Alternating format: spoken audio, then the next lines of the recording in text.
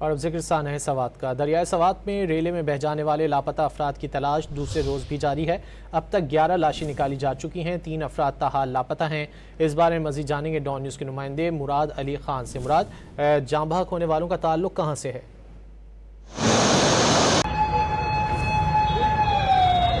जी बिल्कुल, स्वात में आज रेस्क्यू ऑपरेशन जो है वो दूसरे रोज भी जारी है और इस वक्त स्वात के जितने भी मुख्तलिफ इलाके हैं उसमें रेस्क्यू ऑपरेशन जारी है। रेस्क्यू 1122 के तर्जुमान नियाज अहमद खान के मुताबिक अब तक 11 लाशें जो है वो उसको निकाल ली गई है और उसमें 3 जो है वो ताहाल लापता है। 11 लाशों में से जो है 8 अफराद का ताल्लुक जो था वो सियालकोट से था।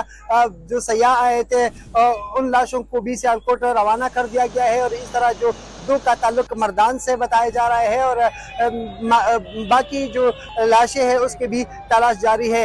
इस वक्त स्वात के जितने भी मकामात है बरीकोट से लेकर मिंगोरा तक मुख्तलिफ जगहों पर रेस्क्यू ऑपरेशन जो है वो जारी है। रेस्क्यू ऑपरेशन के साथ मकामी लोग और पुलिस भी मौजूद है और इस तरह इंतजामिया भी आज दरिया स्वात के किनारे पहुंचे हुए है। लेकिन कल जो इंतजामिया की जानिब से गफलत हुई थी और बरवक्त कार्रवाई बरवक्त न पहुंचने से बरवक्त ऑपरेशन न करने से जितना नुकसान हुआ था तो उस पर न सिर्फ स्वात बल्कि पूरे पाकिस्तान के शहरी जो है वो काफ़ी परेशान है, गुस्से में है और आज बाकायदा सिविल सोसाइटी और जो ताजर बरदरी है उसकी जानिब से बाकायदा एहतजाजी मुजाहरा का भी ऐलान किया गया है।